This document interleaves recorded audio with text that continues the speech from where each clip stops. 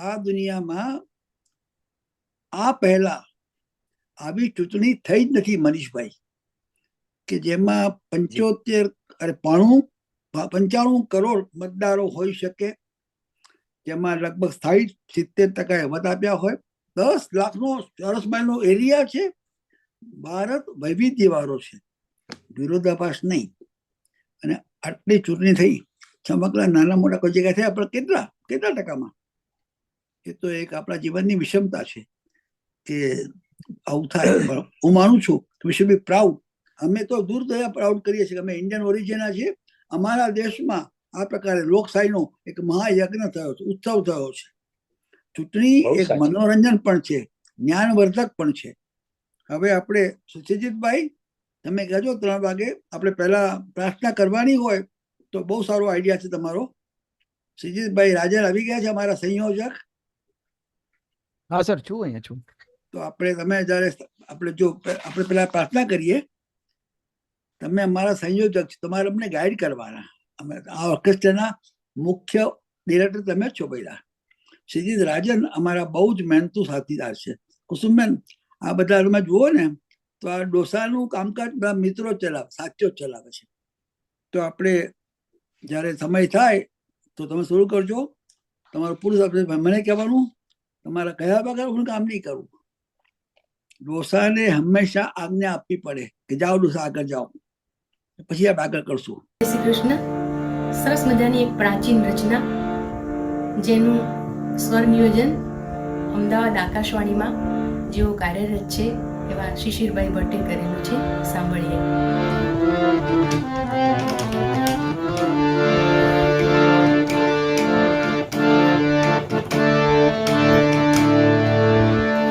મને ચરણ કમળ મારા ખોરે ઓ શ્રીજી બાવા, મને ચરણ કમળ મારા ખોરે ઓ શ્રીજી બાવા, ઓ શ્રીજી બાવા, ઓ શ્રીજી બાવા, ઓ શ્રીજી બાવા, ઓ શ્રીજી બાવા, મારા સંકટ સર્વે કાપો રે ઓ શ્રીજી બાવા, મારા સંકટ સર્વે કાપો રે ઓ શ્રીજી બાવા, મને ચરણ કમળ મારા ખોરે ઓ શ્રીજી બાવા.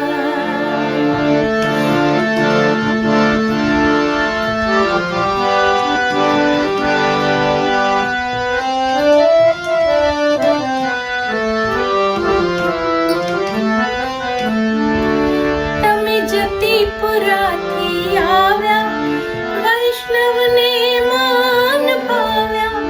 તમે જતીપુરાથી આવ્યા, વૈષ્ણવને માન પાવ્યા. મને હેત કરી બોલાવ્યો રે ઓ શ્રીજી બાવા, મને હેત કરી બોલાવ્યો રે ઓ શ્રીજી બાવા, ઓ શ્રીજી બાવા, ઓ શ્રીજી બાવા, ઓ શ્રીજી બાવા, ઓ શ્રીજી બાવા, મને ચરણ કમળમાં રાખો રે ઓ શ્રીજી બાવા.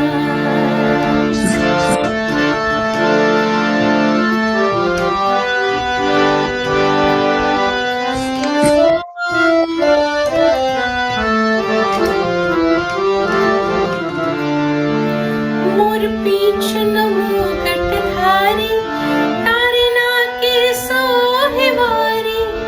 મોર પીછનો મુકટ ધારી, તારે નાકે સોહે વારી. મને બોલાવે હાથ લંબાવી રે ઓ શ્રીજી બાવા, મને બોલાવે હાથ લંબાવી રે ઓ શ્રીજી બાવા, ઓ શ્રીજી બાવા, ઓ શ્રીજી બાવા, ઓ શ્રીજી બાવા, ઓ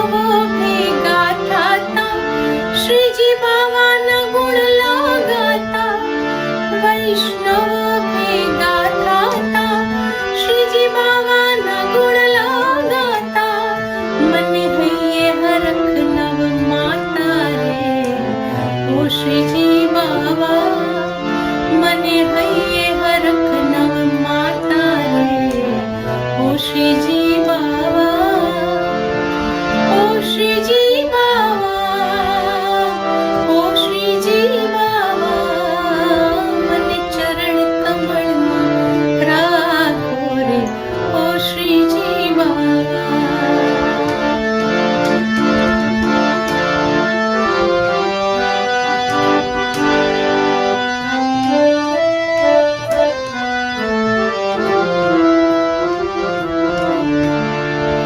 તારા નામની બલિહારી વૈષ્ણવ જાય વારી તારા નામની બલિહારી વૈષ્ણવ જાય વારી હું સૌની કરે રખવાળી રે ઓ શ્રીજી બાવા તું સૌની કરે રખવાળી રે ઓ શ્રીજી બાવા ઓ શ્રીજી બાવા ઓ શ્રીજી બાવા ઓ શ્રીજી બાવા ઓ શ્રીજી બાવા મને ચરણ કમળમાં રાખો રે ઓ શ્રીજી બાવા મારા સંકટ સર્વે કાપો રે ઓ શ્રીજી બાવા મને ચરણ કમળમાં રાખો રે ઓ શ્રીજી બાવા માયાબેન દીપકના સુરીલા અવાજે આપણે સુંદર પ્રાર્થના સાંભળી. આપણું સદભાગ્ય છે કે આજે એક આપણે મહાન કામ કરી રહ્યા છે. મહાન દેશના આપણે સંતાનો છીએ. બધાને મારો અવાજ સંભળાય છે નીરજભાઈ? એ અર્થમાં જે ચૂંટણી થઈ હમણાં ગયા અઠવાડિયે એ લોકશાહીનું મોટું પર્વ છે. આ સૃષ્ટિ ઉપર આટલી મોટી ચૂંટણી, આટલા મોટા કરોડો મતદારો, 10 લાખ ક્ષેત્રફળ સ્ક્વેર માઇલનું અનેક જાતની વિવિધ થઈ અને જે પ્રમાણે કામ થયું આપણે ગૌરવ લઈ શકીએ છીએ. ભારતના સૌ મતદારના 15 લાખ જેટલા આ ચૂંટણીમાં કામ કરનાર કર્મચારીઓ, અધિકારીઓને અને ચૂંટણી કમિશનને આપણે ધન્યવાદ આપવા પડે. એ અર્થમાં આજે આપણે પ્રદેશમાં રહ્યા પણ માતૃભૂમિ સાથે સંપર્ક સાધવાનો છે. હમણાં એમ કહી શકાય કે આજે દુનિયાભરમાં લોકો વાત કરે છે કે આટલા બધા વિપરીત સંજોગોમાં જ્યારે તાપની ગરમી 45 કરતા વધારે ડિગ્રી હોય, લોકો 2-3 કલાક તાપમાં ઉભા રહીને મત આપે તો એ મતદાર કેટલો બધો જાગૃત છે. આજે આપણી સાથે 5 જેટલા ધુરંધરો સામેલ થયા છે. ભાજપના પ્રવક્તા તરીકે જયેશભાઈ વ્યાસ છે આપણી સાથે, તો કોંગ્રેસ પક્ષના ચીફ પ્રવક્તા તરીકે ડોક્ટર મનીષભાઈ દોશી છે, અરુણભાઈ ગુજરાતી, મહારાષ્ટ્રમાં રહેતા ગુજરાતી નામે છે, છેલ્લા 30 વર્ષથી અનેક જાતની એમની હોદ્દાઓ છે, મિનિસ્ટર હતા, સ્પીકર હતા મહારાષ્ટ્ર એસેમ્બલીના, એ બી જોઈન થયા છે. થોડા મોડા પડશે સુધીર રાવલ, બહુ મોટું નામ છે પત્રકાર તરીકે. એ ઉપરાંત 2 મિત્રો જોઈન થવાના છે લંડનમાંથી, દીપક પટેલ જે હમણાં અહીંથી રજા લઈને 1 મહિનો ભાજપના પ્રચાર માટે ઇન્ડિયા ગયા હતા, અને બીજા છે સુરેશ મંગલગીરી, એ આંધ્રમાં ગયા હતા, એ બી જોઈન થશે. સંભવ છે કે ભૂષણભાઈ ભટ્ટ, મારા જૂના મિત્ર અને ભાજપના કાર્યકર્તા અશોક ભટ્ટના પુત્ર, એ પણ જોઈન થશે. આપણે આ પ્રકારે કરવું. સૌ શ્રોતાઓને હું આમંત્રણ આપું છું કે તમારા જે કંઈ પ્રશ્નો હોય, અમે જે નામ બોલ્યા છે એ બધા હાજર છે. એ અર્થમાં વિવેક સર પ્રશ્ન જરૂર પૂછજો. પ્રશ્ન પૂછવામાં બહુ તો અડધી મિનિટ વધારે નહીં લેતા. દરેક વ્યક્તિ માટે એટલે દરેક જે અમારા મહેમાન છે એની પાસે 6-7 મિનિટનો ટાઈમ જ છે, પણ આપણે જાણવું છે, થોડું જણાવવું પણ છે કે વિદેશમાં રહેવા છતાં પણ અમારો ગુજરાત સાથે કેવો નાતો છે. તો આજે સૌથી પહેલા જે ચૂંટણી થઈ જેનું ગુજરાત સમાચાર એશિયન વોઇસમાં એટલી સુંદર રજૂઆત થઈ છે, મતક્ષેત્ર મત કેટલા, હું એમ પણ કહી શકું અત્યંત નમ્રતાપૂર્વક વિદેશવાસી સૌ ગુજરાતીઓમાં ગુજરાત સમાચાર સૌથી વધારે પેઇડ સબસ્ક્રાઈબર ધરાવે છે. કારણ કે નિલેશભાઈ અમારા બ્યુરો ચીફ છે અને અમારા જે પત્રકારો છે ત્યાં ગુજરાત સમાચાર એશિયન વોઇસમાં એટલી બધી માહિતી આપી છે કે આંખે દેખ્યો અહેવાલ છે. તો આજે હું વિનંતી કરું હવે નિલેશભાઈને, નિલેશભાઈ તમે આ ચૂંટણીનું જરાક આપણે માહિતી આપો, જેટલી માહિતી આપશો કારણ કે આખું માળખું બનાવવાનું છે અને પછી આપણે કોઈ જેને કરીને પ્રશ્નો હોય જરૂર પૂછી શકે. કેમ કે પૃષ્ઠમાં એક મારી વિનંતી છે, આ આક્ષેપબાજીનો કાર્યક્રમ નથી, જાણવા માટેનો પ્રશ્ન છે. તે જાણવું હોય, કેમ કે એ અર્થમાં આપણે ગરીબ, આપણે ગુજરાતી છીએ, આપણે ગૌરવવાળા ગુજરાતી છીએ, એટલે મહેરબાની કરીને આક્ષેપબાજી નહીં, જાણવા માટે પૂછી શકાય, જેને કહેવાય ઇન્ટરેસ્ટિંગ કરો, ઇન્વેસ્ટિગેટિવ કરો. સૌથી પહેલા નિલેશભાઈ, તમે અમારું 17 વર્ષથી સેવા આપો છો ગુજરાત સમાચારમાં, અમદાવાદ કાર્યાલયમાં. તમે આ બધું એક્સ્ટ્રા કામ કરો છો, બહુ કરો, સરસ કરો છો. હવે આપ રજૂઆત કરો કે શું ચિતાર છે ચૂંટણીનો ગુજરાતમાં અને રાષ્ટ્રના ધોરણ ઉપર. થેન્ક યુ નિલેશભાઈ. Thank you sir. વતનના વાવડ વતનની ભાષામાં રજૂ કરતા ગુજરાત સમાચારના આ કાર્યક્રમમાં આપનું સ્વાગત છે. આજના મુખ્ય સમાચાર.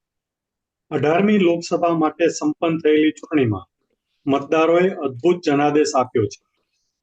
ચૂંટણી પરિણામોએ દેશના લગભગ તમામ એક્ઝિટ પોલના તારણો ખોટા પુરવાર કર્યા છે.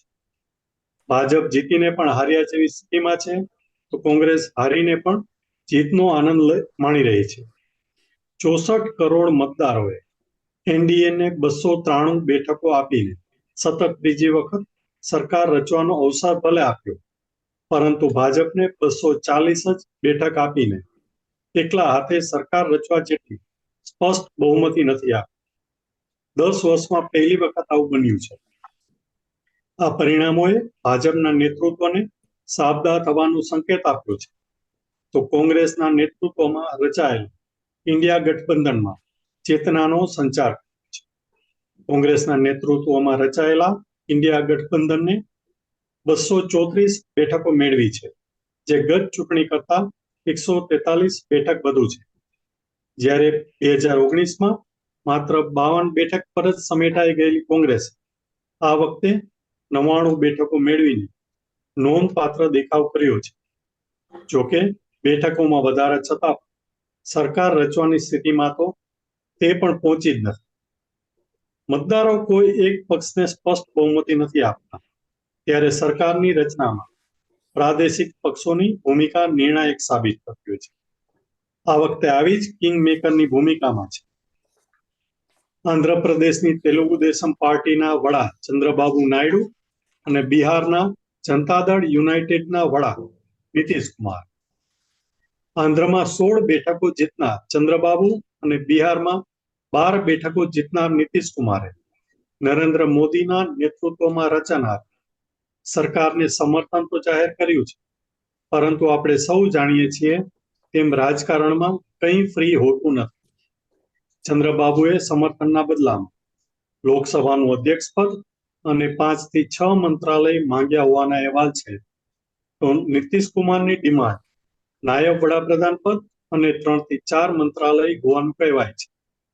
આ ઉપરાંત અન્ય સાથી પક્ષોએ પણ સમર્થનના બદલામાં તેમની માગણી ભાજપને પહોંચાડી છે. એનડીએના સાથી પક્ષોની આ લાગણી અને માંગણીમાંથી ભાજપ નેતૃત્વ કેવો રસ્તો કાઢે છે તે જોવું રહ્યું. નરેન્દ્ર મોદી એનડીએના સર્વમાન્ય નેતા તરીકે રવિવાર 9 જૂને સતત ત્રીજી વખત વડાપ્રધાન પદે શપથ લેશે તેવા અહેવાલ છે. આ સાથે જ 62 વર્ષ બાદ ઇતિહાસ રચાશે. પંડિત જવાહરલાલ નહેરુ બાદ તેઓ પ્રથમ એવા નેતા બનશે જેઓ સતત ત્રીજી મુદત માટે વડાપ્રધાન બનશે. જો કે વીતેલા 2 શાસનકાળની સરખામણી આ વખતનો તેમનો કાર્યકાળ પડકારજનક રહી છે. તેમણે દરેક નિર્ણય વખતે સાથી પક્ષોની પસંદ નાપસંદને પણ ધ્યાનમાં રાખવી પડી. હવે એક નજર ગુજરાતના ચૂંટણી પરિણામો. ગુજરાતમાં સતત ત્રીજી વખત તમામ 26 બેઠકો કબજે કરી ક્લીન સ્વીપની હેટ્રિક કરવાનું ભાજપનું સપનું રોડાયું છે. છેલ્લી 2 ચૂંટણીથી રાજ્યની તમામ 26 બેઠકો જીતતા ભાજપના વિજય રથને કોંગ્રેસના ગેનીબેન ચૌધરીએ અટકાવ્યો છે. ક્ષત્રિય આંદોલનના પગલે સર્જાયેલા આક્રોશ છતાં ગુજરાતમાં 25 બેઠક જીતનાર ભાજપને બનાસકાંઠા બેઠક પર હાર ખમવી પડી છે. રાજ્યમાં આ એકમાત્ર બેઠક એવી હતી જ્યાં 2 મહિલા ઉમેદવારો કોંગ્રેસના ગેનીબેન ઠાકોર અને ભાજપના રેખાબેન ચૌધરી વચ્ચે સીધી ટક્કર હતી, જેમાં ગેનીબેનનો વિજય થયો છે. રાજ્યની નવસારી બેઠક પરથી પ્રદેશ ભાજપ પ્રમુખ CR પાટીલ અને ગાંધીનગર બેઠક પરથી ભાજપના દિગ્ગજ નેતા અમિત શાહ 7 લાખ કરતા વધુ મતની જંગી સરસાઈથી જીત્યા છે. ઉલ્લેખનીય છે કે સુરત લોકસભા બેઠક પર ભાજપના મુકેશ દલાલ બિનહરીફ ચૂંટાયા છે. હવે વાત વિધાનસભા ચૂંટણીઓ. લોકસભા ચૂંટણીની સાથે સાથે 4 રાજ્યો આંધ્રપ્રદેશ, ઓડિશા, અરુણાચલ પ્રદેશ અને સિક્કિમમાં વિધાનસભા ચૂંટણીઓ યોજાઈ હતી, જેમાંથી ઓડિશા અને અરુણાચલ પ્રદેશમાં ભાજપનો ભવ્ય વિજય થયો છે, જ્યારે આંધ્રમાં તેલુગુ દેશમ પાર્ટી અને સિક્કિમમાં SKMનો શાનદાર વિજય થયો છે.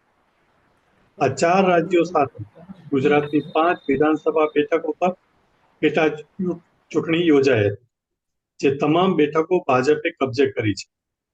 આમાં પોરબંદર બેઠક પરથી અર્જુનભાઈ મોઢવાડિયા, ખંભાતથી ચિરાગ પટેલ, વિજાપુરથી CJ ચાવડા, વાઘોડિયાથી ધર્મેન્દ્રસિંહ વાઘેલા અને માણાવદર બેઠક પરથી અરવિંદ લાડાણીનો સમાવેશ થાય છે. આજે બસ આટલું જ. નમસ્તે. ભાઈ, તમે ગાગરમાં સાગર સમાવ. Thank you very much. સૌ શ્રોતાઓને આહવાન છે. આજના નીરજભાઈએ ટૂંકમાં નીરજભાઈ પણ પ્રશ્ન પૂછી શકાય. હા, શ્રોતાઓ મને પણ પૂછી શકે, મને નહીં પૂછતા. આપણી પાસે જે મહેમાનો છે આજે, એમાં ડોક્ટર જયેશભાઈ વ્યાસ છે, ભાજપના પ્રવક્તા છે. અને મારી દ્રષ્ટિએ એ અર્થમાં જયેશભાઈ વ્યાસ પાસે એટલું જ બેકગ્રાઉન્ડ છે કે લેખક તરીકે, આગેવાન તરીકે, રાજકીય પુરુષ કહેવાય. તો આપણું સ્વાગત છે જયેશભાઈ, આપ આવ્યા છો. અને હસતા હસતા કુસુમબેન અમારા જે ઓડિયન્સ છે ને, અને ડોક્ટર જગદીશ દવે, એ અમે બધા નાની ઉંમરના છે. જગદીશ દવે અમારા દેખાય છે પેલા, એમની ઉંમર માત્ર 94 કે 95 હશે. કુસુમબેન અમારા મોટી બેન છે, એ 1930 જન્મેલા છે. તો આ ડોસો પણ બહુ બુઢો ના કહેવાય, પણ મને 88 ચાલે છે. પણ અમારો લગાવ ભારત સાથે છે. જયેશભાઈ, આપ આવ્યા છો. અને એ અર્થમાં મનીષભાઈ દોશી છે, કોંગ્રેસના પ્રવક્તા. એ ભાઈને વર્ષો પહેલા મળ્યો પણ હતો હું કૃષ્ણકાંત વખારિયા સાથે. અને તમારા બંનેનું એટલું બધું મને મોકલાવ્યું છે. અમારા સિદ્ધિતભાઈએ બાયોડેટા વાંચવા જવું તો 1.5 કલાક લાગી જાય. પણ આપણે મુખ્ય વાત કરીએ. આપણા ગુજરાતી મહારાષ્ટ્રમાં રહેતા પણ ગુજરાતી, ગુજરાતમાં પણ લાખો મહારાષ્ટ્રીયન વસે છે. જ્યાં જે વસે, આપણા ગુજરાતમાં જે કંઈ વસે એ ગુજરાતી. પણ મહારાષ્ટ્રમાં જલગાંવની બાજુમાં એક ગુજરાતી ફેમિલી છેલ્લા 100 વર્ષથી બહુ વિખ્યાત છે. એમાં ડોક્ટર અરુણભાઈ ગુજરાતી, અરુણભાઈ ડોક્ટર ને મારી ભૂલવા ભૂલ થઈ ગઈ, પણ અરુણભાઈ સાહેબ બહુ મોટું નામ છે રાજકારણમાં. એ મહારાષ્ટ્રની વિધાનસભામાં, કાઉન્સિલમાં મિનિસ્ટર બી હતા, સ્પીકર બી હતા. અને અરુણભાઈ, આપનું પણ સ્વાગત છે. અને એ ઉપરાંત સુધીરભાઈ રાવલ, મારા અનુભવથી સુધીરભાઈ રાવલ બહુ મોટા પત્રકાર છે, લેખક છે. અને હમણાં હું કહું તો મંગળવારે બપોરે મેં એમનો એક લેખ વાંચ્યો. અભિયાનમાં એમણે 2 પાનનો લેખ લખ્યો છે છેલ્લા અંકમાં. અને એ વોઝ ધ ઓનલી વન કે જેમણે કહ્યું કે ભાજપને ફાંફા પડશે, મારી ભાષામાં કહું છું. બીજા બધા કહેતા હતા આપણે શું કહેવાય એક્ઝિટ પોલ, પણ એ વાતમાં સુધીરભાઈ જોઈન થશે. અને એ ઉપરાંત અમારા લંડનમાંથી જે 2 યુવાનીઓ ઇન્ડિયા ગયા હતા, એક દીપકભાઈ પટેલ જે અહીંથી ખાસ 1 મહિનો રજા લઈને આણંદ વિસ્તારમાં ગયા. એમણે, અને આણંદ વિસ્તારનું મહત્વ છે સાહેબ, હું બી એ વિસ્તારનો છું, મારું વતન ભાદરણ છે. ગુજરાતમાં આણંદ વિસ્તારમાં ટકાવારીમાં સૌથી વધારે ક્ષત્રિય મતદારો છે. અને તાજેતરમાં છેલ્લી ચૂંટણી સિવાય એ હંમેશા ત્યાં કોંગ્રેસ આવતું હતું. આ વખતે ઘણા બધા વિવાદ હતા, તો પણ આણંદમાંથી લગભગ 85,000 વોટથી નિલેશભાઈ જીત્યા છે. એ પ્રમાણે બીજા એક અમારા મિત્ર છે જે મૂળ આવે છે આંધ્રમાંથી, સુરેશ મંગલગીરી, એ પણ ત્યાં ગયા હતા પ્રચાર માટે. એ પણ બધા જોઈન થશે. તો આપણે હવે જેને કંઈ પ્રશ્ન પૂછવા હોય તો અત્યારે આપણી સાથે મનીષભાઈ છે, જયેશભાઈ છે, ડોક્ટર સાહેબ છે, આપણા ગુજરાતી સાહેબ છે. તો જે કંઈ પૂછવું હોય તો જરૂર પૂછો. અને આ એક જ છે કે આપણે મિત્રો, આપણે પરિવાર છે. જરૂર પ્રશ્ન પૂછો, ઉડર તપાસ બી કરો, પણ ગુજરાતીની ગરિમા જાળવીને વાત કરવાની છે. તો કોઈને પ્રશ્ન હોય, કુસુમબેન આપને પણ પ્રશ્ન હોય, તમે અમારા મોટી બેન જેવા છો તો જરૂર પ્રશ્ન પૂછો.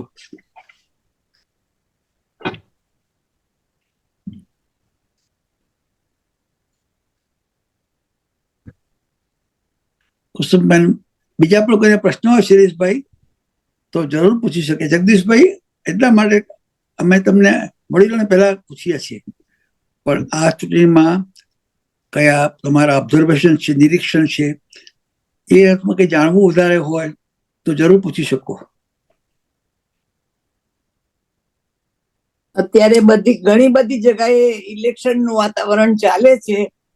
એનો બધાનું સાર એક જૂની કહેવતમાં જ નીકળે છે કે મારે તેની તલવાર અને બળિયાના 2 ભાગ. કહેવતો અત્યારે સાચી નીકળે છે કે ખરેખર માણસ કેવા છે ને કેવા નહીં એ પરખાતું નથી માણસને. જ્યારે એનું પરિણામ બહાર આવે ત્યારે જ ખબર પડે છે. પછી એક એનો અર્થ એવો થયો, આપણે બધાએ જ કરવાનું છે. કુસુમબેન, એ અર્થમાં આપણે વાત બહુ મનની વાત કરી. અહીંયા 2 મિત્રો છે, મનીષભાઈ અને જયેશભાઈ.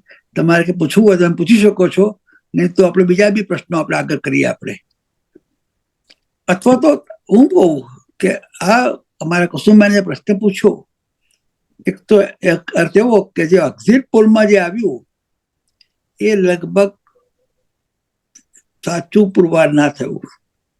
એમાં ઘણા કારણ હશે.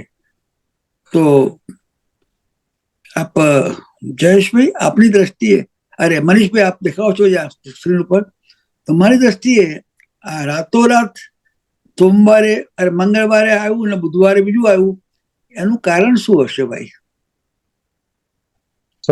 સીબી પટેલ સાહેબ, થેન્ક યુ. બધા લોકો ખૂબ ખૂબ આભાર કે આજ એક એવા અલગ પ્રકારના મંચ ઉપર અમે બધા જોયા. હું ને જયેશભાઈ, અમે બીજી રીતે અહીંયા લોકલ ચેનલોમાં ને એમાં જોડાતા હોય, પણ એક અમારી માટે પણ એક સરસ મજાનો અનુભવ છે. વિદેશની ધરતી ઉપર વસતા આપણા ગુજરાતી અને આપ જેવા, તો મજા આવી. એક સૌથી અગત્યની વસ્તુ છે, મેં એક્ઝિટ પોલના આગલા દિવસે જ મેં બીબીસી સાથે વાત કરી, ત્યારે એ જ વાત કીધી હતી. એક્ઝિટ પોલ એ એક્ઝેક્ટ પોલ કરતા વિપરીત નીકળ્યા. ભૂતકાળની અંદર થયું પણ આટલી હદે નહોતું થયું. પહેલી વખત એવું થયું કે એક્ઝિટ પોલ એ એક્સ્ટ્રીમ લેવલે ખોટા પડ્યા એટલાથી જ એટલું નથી, પણ સાથે સાથે એક્ઝિટ પોલના કારણે દેશના સામાન્ય રોકાણકારોના 30 લાખ કરોડ રૂપિયા ધોવાઈ ગયા. આ દેશ માટે એક ઝાટકા સમાન હતું. આ ઘટનાક્રમ નાની મોટી નથી. આ લોકતંત્રનું પર્વ, તમે શરૂઆતમાં પણ સીપી સાહેબ સરસ મજાની વાત કીધી, નિલેશભાઈ સરસ મજાની વાત કીધી. આ લોકતંત્રના મોટા પર્વની અંદર આપણા સૌને ભારતીયોને ગર્વ થાય એવી વાત છે. અને એમાં એક વાત તમે સરસ કીધી, આ દેશની સૌથી મોટી તાકાત છે જે પંડિત જવાહરલાલ નહેરુએ સૌથી મોટી એમ કીધી, વિવિધતામાં એકતા. આપણી વિવિધતા એટલી બધી છે, ભાષા, પ્રાંત, બોલી, બાગ આવે બોલી બદલાય, એ બધી વસ્તુની વચ્ચે પહેરવેશ બદલાય, એનાથી પ્રાંત ઓળખાઈ જાય, પહેરવેશના આધારે લોકોને ખબર પડે, બોલીના આધારે ખબર પડે. એના કારણે આ વિવિધતા આ દેશની એક તાકાત પણ એટલી જ છે. વિવિધતાની એના અને આ પર્વની અંદર બધાએ ભાગ લીધો. સારી રીતે ચૂંટણી થઈ, ચૂંટણીની અંદર અનેક પ્રશ્નો થતા હોય છે, પણ તેમ છતાં આ ભારત માટે એક ગૌરવપૂર્ણ રીતે ચૂંટણીની આખી પ્રક્રિયા રહી છે. અને એમાં જે પરિણામો આવ્યા છે એ દેશના સામાન્ય માણસ માટે એક સરસ મજાનો, સામાન્ય માણસે એક સરસ મજાનો સંદેશ આપ્યો. આ પરિણામ એ સામાન્ય પરિણામ નથી. આ દેશની લોકતંત્રની સૌથી મોટી ચૂંટણીની અંદર દેશના મતદાતાઓએ સરસ મજાનો એક સંદેશ આપ્યો છે કે અમને બધી બહુ મોટી મોટી વાતો કરશો, પણ અમારા જીવનમાં બદલાવ માટે સરકારે 10 વર્ષમાં શું કર્યું, અમને વચન આપ્યું તો એની સામે શું થયું. સામે પક્ષે અમારે વિપક્ષ તરીકે બી, અમે 10 વર્ષ વિપક્ષમાં હતા, અમે સાથે મળીને ચૂંટણી લડ્યા. અમારી માટે એક સરસ મજાનું આ પરિણામ છે કે તમે લોકોની વચ્ચે ગયા, લોકોને અમારી વાત સુધી પહોંચાડી, તો લોકોએ પણ અમને જન સમર્થન, જન આશીર્વાદ આપ્યા. આમ સમગ્ર દ્રષ્ટિએ જોઈએ તો સત્તાધારી પક્ષને એના 10 વર્ષના લેખાજોખા, લોકતંત્રની અંદર લેખાજોખા હોય, રિપોર્ટ કાર્ડ, અને લેખાજોખાની અંદર 10 વર્ષના શાસનને પ્રજાએ બરાબરનું મૂલ્યાંકન કરી કીધું તમે રૂક જાઓ, તમે બહુ કીધું, બહુ બધા વાયદા વચનો આપ્યા, પણ જનતાને જે મોંઘવારી, બેરોજગારી સહિતની સમસ્યાઓ છે એમાં રૂક જાઓ માટેનું કીધું. તમારી નીતિ બદલો, તમારી જે પદ્ધતિ છે એમાં બદલો, અને સામાન્ય માણસને જે તકલીફો, મુશ્કેલીઓ છે એના માટે વિચારો. આ સરકારે મોટા માટે બહુ વિચાર્યું. અસમાનતા વધતી જાય, દેશમાં લોકોની તકલીફ વધતી જાય, ત્યારે સરકાર આગળ સામાન્ય માણસ અપેક્ષા રાખતો હોય, ત્યારે સરકાર એમની વાતને એડ્રેસ કરવાને બદલે બીજી વાતો ઉપર ધ્યાન આપે, ત્યારે આ મતદાનમાં એ દેખાયેલું છે. થેન્ક યુ વેરી મચ મનીષભાઈ, આપે બહુ સરસ વાત કરી ને આપે ગૌરવ વાત કરી. તો એ અર્થમાં જયેશભાઈ વ્યાસ પણ છે ભાજપના પ્રવક્તા. આ પક્ષમાં આપણે આમને સામને કરતા નથી, પણ જે વાત કરી મનીષભાઈએ, જયેશભાઈ આપ બી જો હાજર હોય તો આપ બી આપના વિચારો વ્યક્ત કરો. બિલકુલ બિલકુલ. સીબી પટેલ સાહેબ, હાજી. કુસુમબેન, તમે જે લોકો શતાબ્દીની નજીક છે એવા યુવાનો જ્યારે આપણે સાથે છે, ત્યારે હું અને મનીષભાઈ એમ કહી શકાય કે એ દ્રષ્ટિએ અત્યારે ઘોડિયામાં છે. અને છતાં પણ નિષ્ઠાપૂર્વક ગુજરાતના કામમાં મનીષભાઈ ખૂબ સારા મિત્ર છે. અને એક પ્રતિપક્ષની અંદર જેને કહેવાય કે એક વ્યક્તિગત આદર, વ્યક્તિગત જીવનની દ્રષ્ટિએ, ચારિત્રની દ્રષ્ટિએ પણ મનીષભાઈ માટે અમે બહુ પરસ્પર એક આદર. આજનો મંચ અલગ છે. બે વસ્તુની અત્યારે ખાસ ચર્ચા કરી શકાય. જ્યારે ગુજરાતીઓ આપણે ભેગા થયા છીએ, એક અસ્મિતાના ભાવ સાથે આપણે મળતા હોઈએ છીએ અને વૈશ્વિક મંચ ઉપર ભેગા થયા છીએ, ત્યારે પેલું તો એટલું કેવું મને ગમશે કે ગુજરાતની અંદર જે પ્રાદેશિક પક્ષોનું મહત્વ ક્યારેય બહુ જ મોટું નથી થયું. આવ્યા છે, નાના મોટા થયા છે, પ્રશ્નો થયા છે, આવે છે ને જાય છે. એ જ રીતે સામાજિક રીતે વિભાજિત થતા ક્યારેક કોઈ બનતા આંદોલનો, કોઈ ગેરસમજણથી, કોઈ મુદ્દાઓથી બને છે, ચોક્કસ બન્યા છે. પરંતુ તેનું પણ પરિણામ આપણે જોઈએ છીએ ગુજરાતની આપણે ચર્ચા પેલા કરીએ તો મતપેટીઓની અંદર તેનું રૂપાંતર નથી થયું. એટલું જ ન કહેવાય, સાથે સાથે અનેક જગ્યાએ વધારે મતોથી ભારતીય જનતા પાર્ટી જીતી છે. એટલે મને એ વસ્તુનો કહેતા આનંદ થાય છે કે ભારતીય જનતા પાર્ટીની દ્રષ્ટિએ કે કોંગ્રેસની દ્રષ્ટિએ અત્યારે હું આ ચર્ચા નથી કરતો, પણ એટલું ચોક્કસ કહું છું કે મતની અંદર કોંગ્રેસને મત આપનારા કોંગ્રેસને આપ્યા છે, ભારતીય જનતા પક્ષને આપનારા ભારતીય જનતા પક્ષને આપ્યા છે. પરંતુ જ્ઞાતિ જાતિ વિભાજન આધારિત મતોનું ધ્રુવીકરણ આ દ્રષ્ટિએ નથી થતું. એ આપણા માટે એક વિશ્વ જાતિ તરીકે એ દ્રષ્ટિ હું ચોક્કસ આ મંચ એના માટે છે ત્યારે કહીશ કે સૌ માટે આનંદ અને ગૌરવ વિષય છે. પેલું તો મારો મુદ્દો આ છે. બીજું, જે ભારતના આપણને સંપૂર્ણ રાષ્ટ્રીય ચૂંટણી છે, લોકસભાની ચૂંટણી છે, તો એમાં જે મતો મળ્યા છે અને એની અંદર ભારતીય જનતા પક્ષને ચોક્કસપણે અપેક્ષાઓ કરતા ઓછા મળ્યા છે. અત્યારે હું વિશેષતર એક્ઝિટ પોલની ચર્ચા એટલા માટે નહીં કરું કે જૂઠા પહેલા પણ ખોટા પડ્યા હશે, એની પહેલા સાચા પડ્યા હશે, ક્યારેક નજીક ગયા છે, તો એ એક આગાહીનું કામ છે. એટલે આગાહીનું કામ વૈજ્ઞાનિક રીતે થતું હોય કે જ્યોતિષની દ્રષ્ટિએ થતું હોય. એ સાંભળવું, સમજવું, એની પર વાત કરવી, ટિપ્પણીઓ કરવી એ હંમેશા આપણો રસનો વિષય હોય ને. યુદ્ધસ્ય કથા રમ્ય, એમ ઇલેક્શનની પણ એ કથા રમ્ય જ હોય. એ પ્રકારનું જયારે યુદ્ધના મેદાનની અંદર આપણે કામ કરતા હોઈએ ત્યારે હું માનું છું કે હોય. પરંતુ હવે એ સમય વીતી ગયો છે, એની પર એક્ઝિટ પોલ ઉપર ચર્ચા કરવાનું હું માનું છું કે અત્યારે બહુ કોઈ મહત્વ નથી રહેતું, પરિણામ આવ્યું છે એટલા માટે. નહીતર આપણે એના ઉપર પણ વાત કર. એની અંદર એટલું ચોક્કસ કહેવું ગમે કે મહત્વ અંશે 2-3 રાજ્યો બીજા પણ છે, પણ મુખ્યત્વે ઉત્તર પ્રદેશની સાથે સંકળાયેલો વિષય જે રહ્યો છે અને એમાં જે સીટોનો મહદઅંશે આવેલો ઘટાડો ભારતીય જનતા પક્ષનો એ નોંધનીય છે.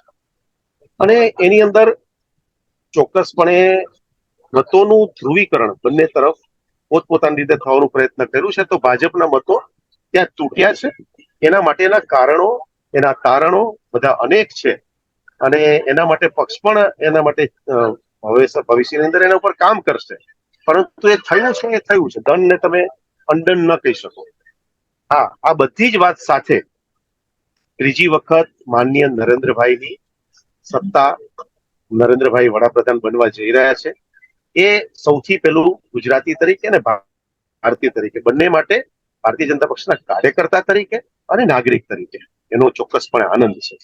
અને બાય એન્ડ લાર્જ ભારતની અંદર કે બીજે વિશ્વના અનેક દેશોમાં તમે તો એના સાક્ષી હશો જ, અમે પણ છીએ કે નરેન્દ્રભાઈને જેવા નેતૃત્વને લોકો પક્ષના નેતૃત્વથી એક ઉપર ગણતા થયા છે. તમે જુઓ વિશ્વના અનેક દેશોમાં મને પણ ફોન આવ્યા છે, તમને સૌને આવ્યા હશે, કંઈક ને કંઈક મેસેજીસની આપણે થઈ હશે. નરેન્દ્રભાઈને આટલી ઓછી સીટ આવી એની ખુશી કરતા એનો દુઃખ વ્યક્ત કરનારો વર્ગ ચોક્કસપણે માનું છું તમારી આસપાસ વિશેષ હશે. પણ હવે અત્યારનો મુદ્દો જેમ શરૂઆતમાં નિલેશભાઈ વિશે મૂક્યો કે ભાજપને ઓછી સીટો આવી એમને એને પેલું અને કોંગ્રેસના એમનો આનંદ, એટલે એ બધી વાત સાચી. સેટ એન્ડ ડન અત્યારે આ રીતે વાત થાય અને અત્યારે ચર્ચામાં આ વિષય આવે છે. પરંતુ ચોક્કસપણે મને અને કદાચ આપણે સૌને આનંદ એનો ચોક્કસપણે છે કે નરેન્દ્રભાઈ ફરીથી ત્રીજી વખત વડાપ્રધાન થવા જઈ રહ્યા છે. એનો આનંદ ચોક્કસપણે આપણને સૌને આ મંચ ઉપર તો હોય જ હોય. અને આ સરકાર જયારે બનતી હોય છે આનાથી પણ ખરાબ સ્થિતિની અંદર તમે જુઓ કે અત્યારે ભારતીય જનતા પક્ષ કે કોંગ્રેસની મારે વાત નથી કરવી, પરંતુ કોંગ્રેસને કુલ મળેલી સીટો અને ભારતીય જનતા પક્ષને કુલ મળેલી સીટો એના વચ્ચેનું અંતર છે 2.5 ગણું અંતર છે. એટલે એ પણ પરમ સત્ય છે. જે વિષય બને છે એનડીએ નો કે આઈએનડીઆઈ નો આપણે ઇન્ડિયાનો કે આપણે ગઠબંધન કહીએ છીએ, ઇન્ડી એલાયન્સીસ ઇન્ડિયા, તો એનો કુલ મળીને આપણે ચોક્કસપણે કહી શકીએ બંને વચ્ચેનું પણ સરકાર બને છે એનો આનંદ અને કોંગ્રેસ અને ભારતીય જનતા પક્ષ વચ્ચેનું ઘણું બધું અંતર છે અને રહ્યું છે. એટલે અત્યારે હાલ પૂરતી ચર્ચામાં થોડાક દિવસ વિષય રહેશે અને રહેવો જોઈએ, લોકશાહીમાં થવું જોઈએ. પરંતુ બંને વચ્ચેનો ડિફરન્સ ઇઝ વેરી બિગ.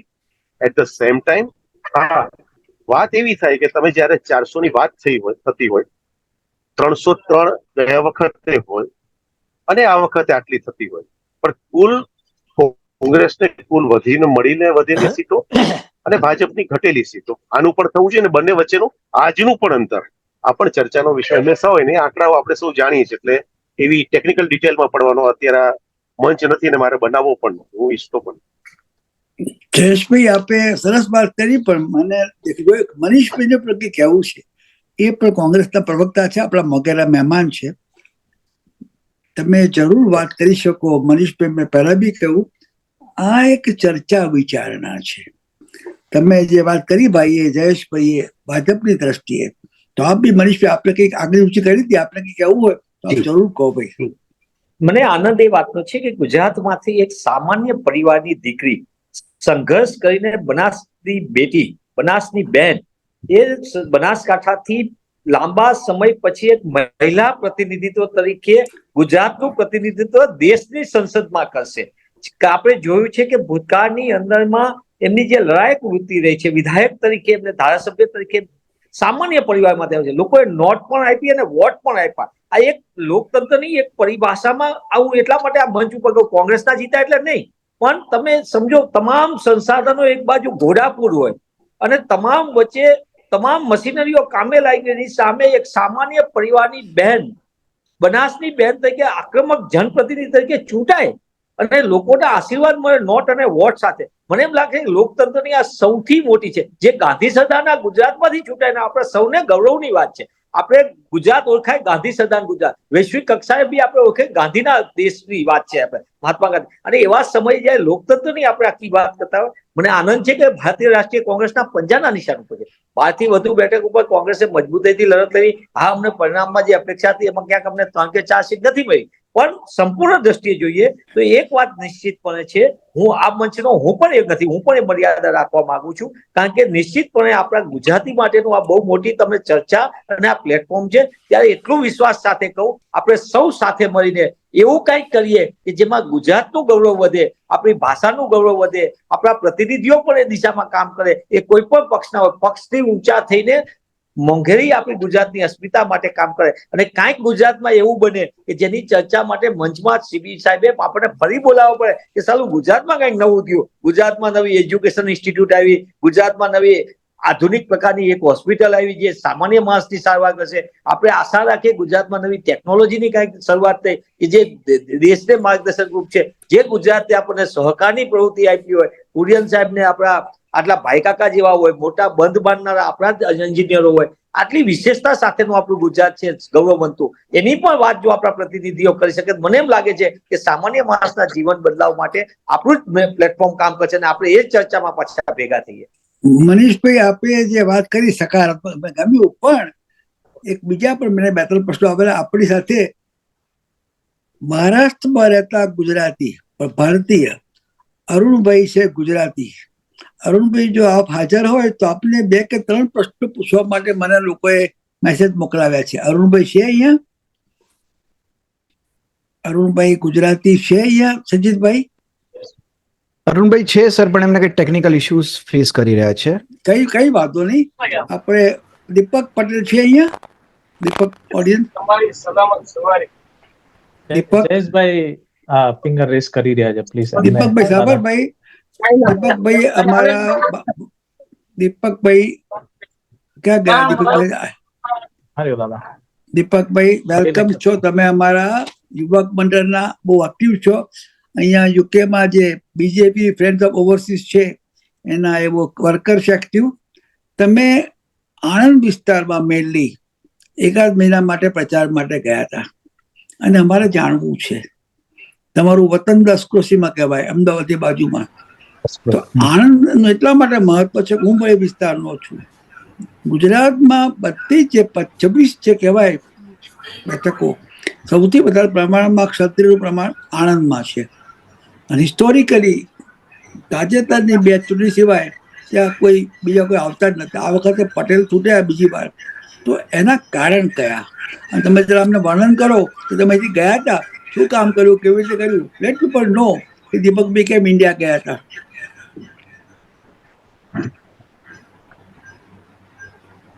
અવાજ અનમ્યુટ કરો ભાઈ.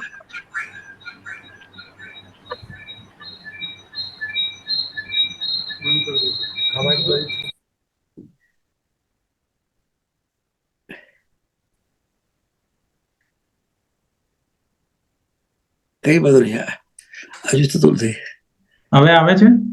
આવી ગયો. Very good, thank you very much. નમસ્તે એવરીવન. પહેલું તો આ મારું જીવનનું પહેલું લેસન હતું આ વખતે ગ્રાઉન્ડ પર રહેવાનું. મને આ મોકો મળ્યો જે હું 5 વર્ષથી રાહ જોઈ રહ્યો હતો કે ભાઈ આ વખતની જે 2024 ની ચૂંટણી આવે તો મારે મહિનો તો રહેવાનું જ છે અને આ સેવા આપવાની છે મારે.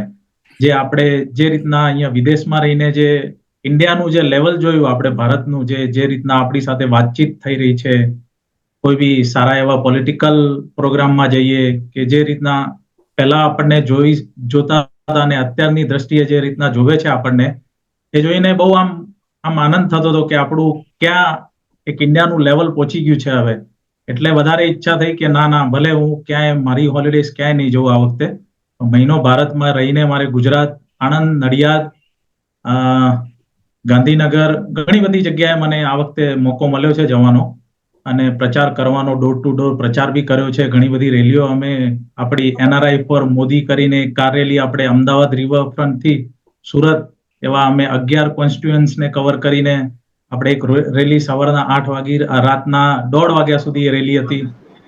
અને જે ઉત્સાહ જોયો છે પબ્લિકમાં કે ગ્રોથ, સૌથી વધારે જે વર્ડ સાંભળ્યું છે ને કે બધાનો વિકાસ, એ વધારે સંભળાયું છે.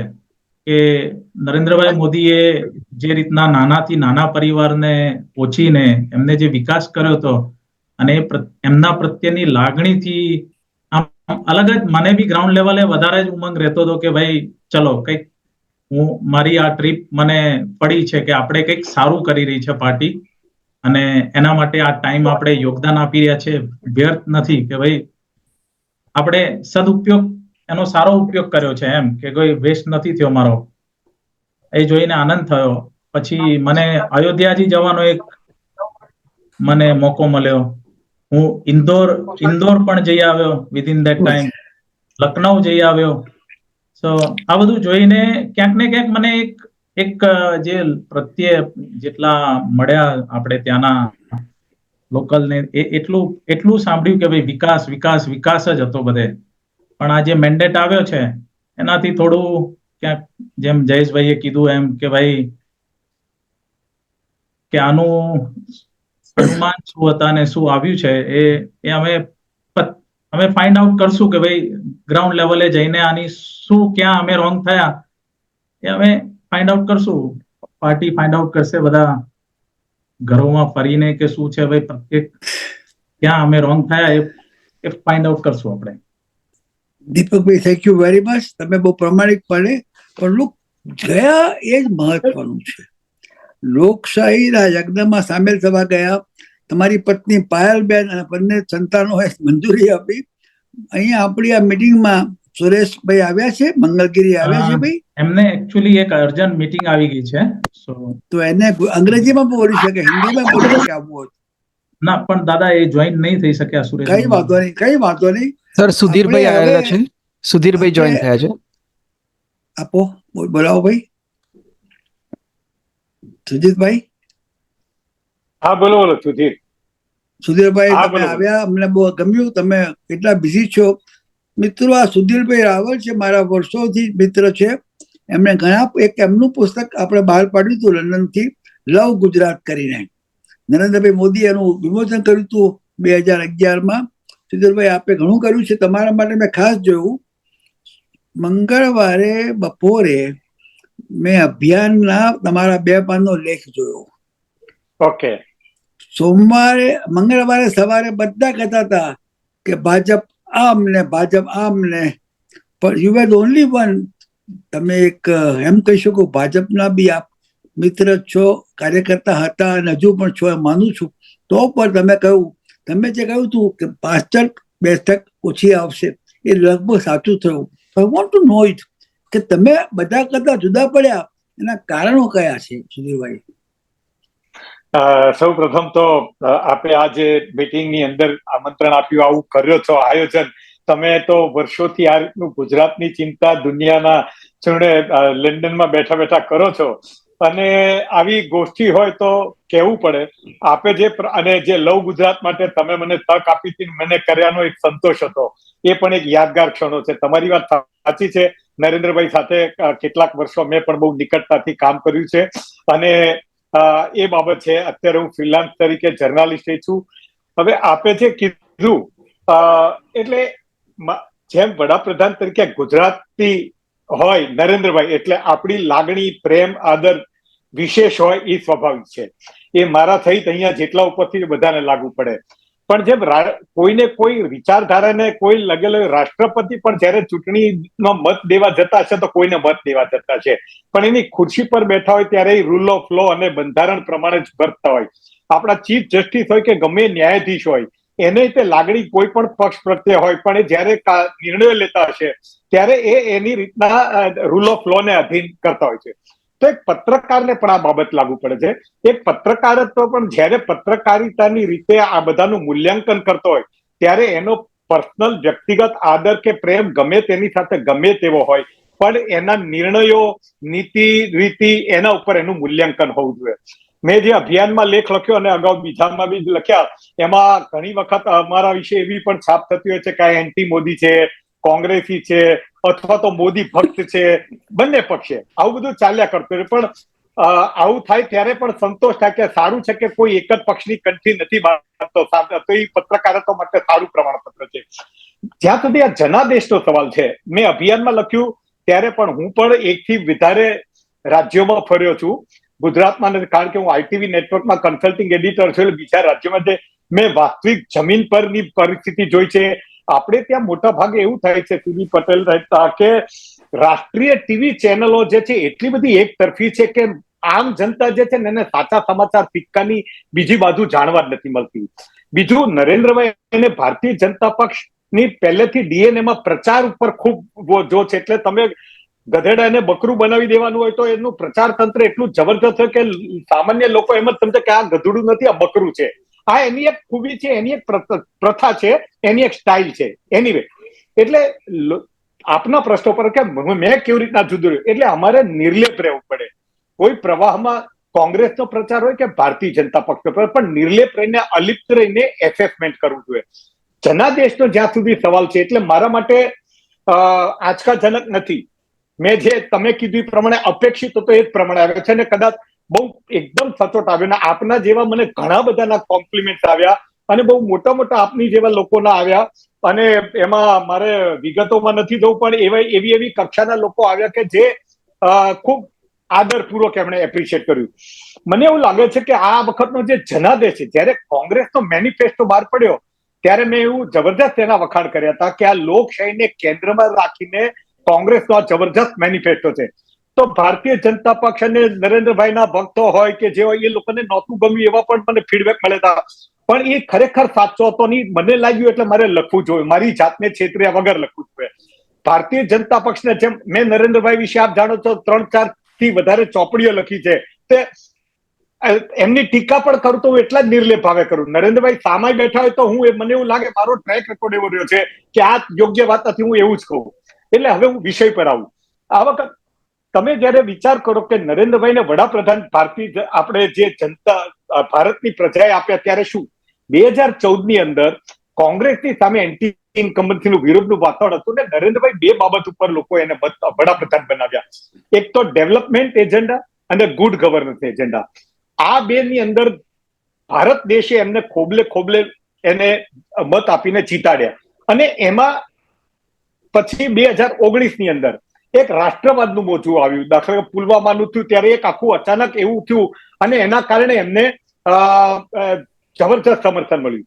આ 10 વર્ષ દરમિયાન નરેન્દ્રભાઈ ખૂબ મહેનત પણ કરી, ખૂબ સિદ્ધિઓ પણ કર્યું, પણ ઘણી બાબતો જે કંટ્રોવર્સી છે અને આપણે જે વિપક્ષોને ઉતારી પાડીએ છીએ એ બહુ ખોટી, એ હકીકતમાં સાચી છે. દાખલા તરીકે આ જનાદેશનું મૂલ્યાંકન કરવું હોય નિષ્પક્ષ ભાવે, તો મને એમ લાગે છે કે આ એક તો લોકશાહી વધુ બળવાન બને એનો આ ચોક્કસ જનાદેશ છે. બીજું, દાખલા તરીકે તમે એક ફેડરલ સ્ટ્રક્ચરને આ ભારતની જનતાએ વધારે મજબૂત બનાવ્યું છે. તમે જો મહારાષ્ટ્રનો જનાદેશ જુદો છે, કર્ણાટકનો જુદો જોવા મળશે, પશ્ચિમ બંગાળનો જુદો જોવા મળશે, નીચે કેરળમાં જુદો જોવા મળશે. એટલે ક્યાંય તમને પેટર્ન એક નહીં જોવે, ક્યાંય તમને મોદી લહેર કે મોદી મેજિક જોવા નહીં મળે. વ્યક્તિ ઉપર કશું જ નથી આમાં. એટલે દરેકે પોતપોતાનું, એટલે ફેડરલ સ્ટ્રક્ચર મજબૂત છે. બીજું, બિન સાંપ્રદાયિકતા, જે સેક્યુલરિઝમ. આપણે ત્યાં એવું થયું છે કે ભારતીય હિન્દુ સંસ્કૃતિની અંદર સ્વામી વિવેકાનંદે અમેરિકામાં પણ એવું કીધું હતું કે અમારી હિન્દુ સંસ્કૃતિ એટલી મહાન છે કે જે હિન્દુ ધર્મ જેટલો મહાન છે ને અમે બીજા ધર્મોને એટલા જ મહાન અને એટલા જ સાચા માનીએ છીએ. હવે આપણે ત્યાં એક રાજકીય ધર્મનો ઉદય એવો થયો છે કે એ પોલિટિકલ રિલિજન છે. મને એવું લાગે છે ભારતની પ્રજાએ ખોખારો ખાઈને એને રિજેક્ટ કરી છે. આપણે જે મસ્ક્યુલર હિન્દુત્વ થયું છે, જે ધર્મના નામે જે સંકીર્ણતા આવી છે, અત્યારે ત્યાં વોટ્સએપો ફરે છે, હિન્દુઓને ગાળો દેવા માંડ્યા કે હિન્દુઓ નથી. એટલે જે મુસ્લિમ વિરોધ છે એ હકીકતથી હિન્દુ ધર્મ છે જ નહીં. એટલે ધાર્મિકતા અને ધર્માંધતા વચ્ચેનો ફેર છે. એ લોકો આ રાજકીય વાવાઝોડામાં બધું અસમતુલ છે. તો ભારતની જનતાએ ખૂબ બેલેન્સ રીતે ધર્માંધતાને જાકારો આપ્યો છે. તમે જો અયોધ્યાની અંદર એ ફૈઝાબાદની અંદર ભારતીય જનતા પક્ષની સીટ ગઈ, કોંગ્રેસ જયારે હારી ત્યારે એને મુસ્લિમ અપીઝમેન્ટ કર્યું હતું. તમે વિચાર કરો કે કોંગ્રેસે બિન સાંપ્રદાયિક નામે જયારે મુસ્લિમ અપીઝમેન્ટ કર્યું ત્યારે લોકો એને રિજેક્ટ કરી આપતા. તો અત્યારે આ હિન્દુ અપીઝમેન્ટ ચાલી રહ્યું છે. આપણે હિન્દુ તરીકે આપણને ગમે કે ન ગમે, પણ હકીકત એ જ છે. તો તમારો જે લિબરલ ફેસ છે આપણા બંધારણમાં પણ એ છે, જે સર્વ ધર્મ સમભાવની વાત છે, એને જનતાએ મજબૂત રીતે સમર્થન આપ્યું છે. ત્રીજી વાત મને એવું લાગે છે કે બંધારણની વાત જે હતી, આપણે ટાઈમ છે ને 5-7 મિનિટ બોલું તો તમે જરૂર બોલો કે તમે જે બોલો છો તમને બીજી 5 ના, ના. મિનિટ તમને મળે છે. યસ ના પાંચેક મિનિટમાં પૂરું કરી છે, કારણ કે બીજા વક્તાઓને પણ દાખલા તરીકે બંધારણની વાત છે.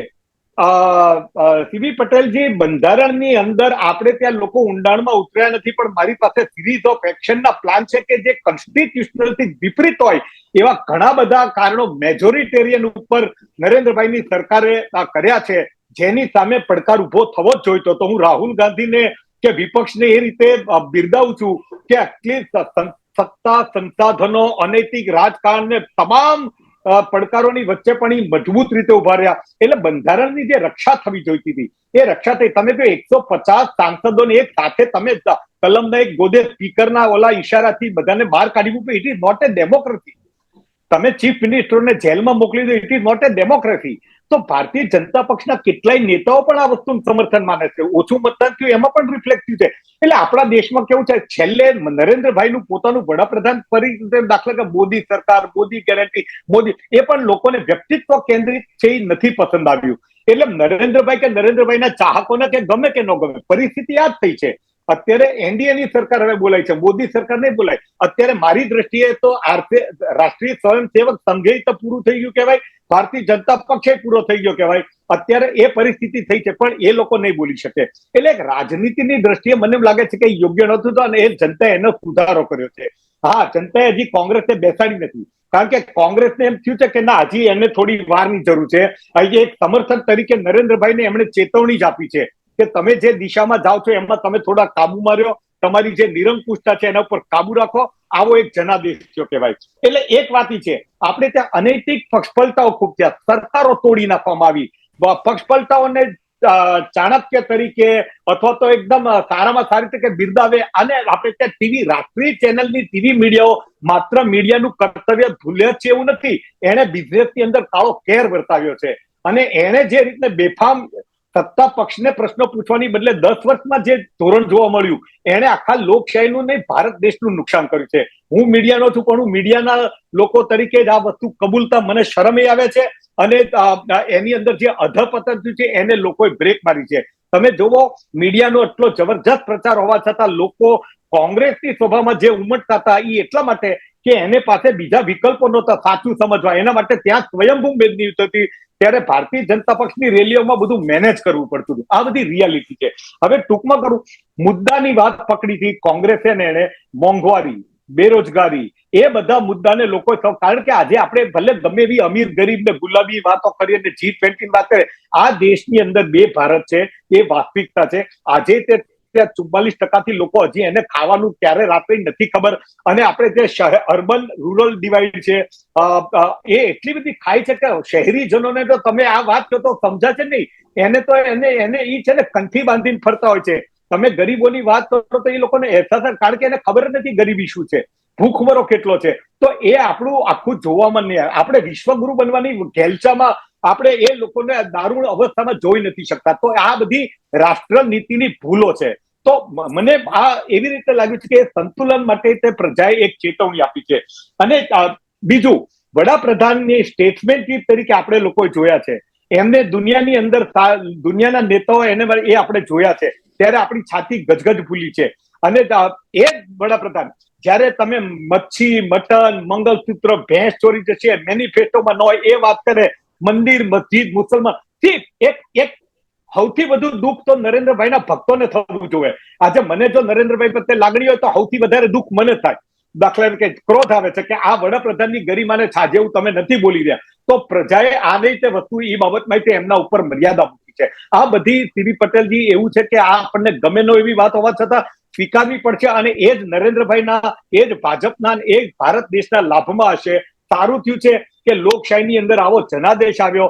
એક વસ્તુ જુદી વાત છે, જે બીજી ચર્ચા છે, હું અત્યારે નથી કરતો, કે ભાઈ દાખલા કે કોલિશન ગવર્મેન્ટ કેટલી સારી કેટલી નહીં થાય, એ બધી અલગ વાતો છે. પણ મૂળ વસ્તુ, આપણા ગુજરાતી વડાપ્રધાન હજી ટક્યા છે, એ એક સારી વાત છે. ત્રીજી તકમાં ગુજરાતના તરીકેનો આપણને ગૌરવ છે, સંતોષ છે. અને જે થાય સારા માટે આપણે એમણે સારી જીત પણ જોઈ છે. અને આમાં એ છકી નહીં જાય અથવા તો બીજા, અને કોંગ્રેસને પણ આમાંથી ઘણું હજી શીખવાનું બાકી છે. તો કુલ મળીને લોકશાહીમાં સારું છે એવું મને લાગે છે. સુધીરભાઈ, આપે એક સુંદર વાત કરી. આજના પર્પઝ આ જ હતો કે આપણા તમારા જેવા જે તમે છો, જયેશભાઈ છે, મનીષભાઈ છે, અમારા અરુણભાઈ છે અને દીપક છે, અમારે જાણવું હતું કે વાસ્તવિકતા શું છે. આપણે ડોલમ ડોલ કરવું નથી. Thank you very much. હવે અરુણભાઈ ગુજરાતી. અરુણભાઈ નમસ્કાર, વેલકમ. તમે મહારાષ્ટ્રમાં રહેતા ગુજરાતી છો, ઘણો તમારો અનુભવ છે. મને તમને પૂછવું હતું, બીજાને મેસેજ મોકલો કે ભાઈ મહારાષ્ટ્રના ઘણા વિસ્તારોમાં ભાજપને જાકારો મળ્યો, એમાં તમારા વિસ્તારમાં, વિદર્ભમાં, એનું કારણ શું? જો થોડુંક પહેલા મારા જે વિચાર છે એ તમારે આગળ રાખો. 350 વર્ષ પહેલા અમે ગુજરાતથી મહારાષ્ટ્રમાં માઇગ્રેટ થયા છે. જૂના ડીસા એ મારું વતન હતો. અત્યારે ચોપડા જલગાંવ ડિસ્ટ્રિક્ટમાં છે, એ મારું વતન છે. મહાત્મા ગાંધી મારા ઘેર આવેલા હતા. અમારી ફેમિલી એ ગાંધીયન ફેમિલિયન છે. હું સ્પીકર હતો મહારાષ્ટ્રનો. Once a speaker, always a speaker. I belong Nationalist Congress Party, Sharad Pawar. પણ આજે હું જે બોલવાનો છે એ સ્પીકરના હિસાબે. આજે જો આપણે હિન્દુસ્તાનનો પોલિટિક્સ જુઓ, હિન્દુસ્તાનની ડેમોક્રેસી જોવા, the largest democracy in India, number 1 democracy. અત્યારે તમે બ્રાઝિલમાં 35માં ગુજરી ગયા અને અહીંયા પીસફુલ ઇલેક્શન થયું. અત્યારે આપણે ડેમોક્રેસી એટલે શું? 1 man 1 vote. ડેમોક્રેસીની ડેફિનેશન શું? Of the people, by the people, for the people. અત્યારની definition of the people, by rich people, for poor people. કોઈ ગરીબ માણસ કોઈ ઇલેક્શન કોન્ટેસ્ટ નહીં કરી શકે. કરોડો રૂપિયા લાગે લોકસભામાં, વિધાનસભામાં. કોઈ મિડલ ક્લાસ માણસ કે કોઈ પુઅર માણસ કેવી રીતે કે અત્યારે આપણે જોઈએ તો મારી આગળ કઈ સ્ટેટિસ્ટિક્સ છે કે average wealth of BJP candidate 41 crores, average wealth of Congress candidate 24 crores. અને આપણે જોઈએ તો યુપીમાં 342, મહારાષ્ટ્રમાં 334, તામિલનાડુમાં 202. એવા મિલિયોનર્સ બધા છે. અને જે 3 રિચેસ્ટ કેન્ડિડેટ છે એમાં D Chandrasekhar, TDP 5705 crore. Kondu Reddy, એની પ્રોપર્ટી 4568 crores. પલ્લવી ડેમ્પો ગોવા, એની પ્રોપર્ટી 1360 crores. આ કેવી રીતે ચાલે? આજની ડેમોક્રેસી અત્યારે કેશ, કાસ્ટ એન્ડ ક્રાઇમ. તમે જો કે વોટિંગ મેળવવા માટે કેશ આપે. અને જયારે કેન્ડિડેચર હોય તો એની કાસ્ટ પૂછે. અને મેજોરિટી કાસ્ટ કોની છે? અને ક્રિમિનલ્સ 2009માં 1158 હતા, 2019માં 1500 હતા અને 2024માં 1643. એટલે ક્રિમિનલ વધે છે. અને બધા એ ક્રિમિનલ જ બેસે લોકસભા બેસેમાં તો શું થાય? તો એ મારો સવાલ આપણે નરેન્દ્રભાઈ જોડે આપણે વાત કરીએ એમની. He is a beloved leader of India. He is a popular leader of India. And he is not just a politician. He is a statesman. He is a diplomat. અને આજે જે કઈ વોટિંગ મળ્યું બીજેપી ને, એ BJP ના નામે કરતા નરેન્દ્રભાઈના નામે મળ્યું છે. તો આપણે જોઈએ કે કેવી રીતે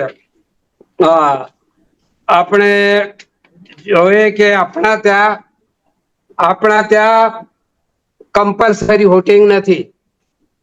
27 કરોડ પબ્લિક એમે વોટિંગ નહીં આપ્યું. અને યુએસ ના number of voters in US 25 crores. મને એમ લાગે કે આપણે કે કમ્પલસરી વોટિંગ કરીએ કે તો જેવી રીતે ક્રિમિનલને બાજુ રાખીએ આપણે અને વોટિંગ કમ્પલસરી કરવા માટે કરીએ. આપણે ભાજપ બીજેપી એક મેનિફેસ્ટો 5-7 મિનિટ લઈશ આપના. તો ભાજપનો શું તો welfare scheme for પુઅર્સ, upliftment of 25 crores of people below poverty line to upper level, construction of Ram Mandir, 10-5% તો વોટિંગ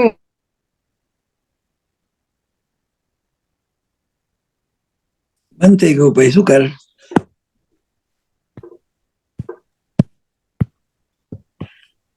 નેટ અટકી ગયું છે એમને.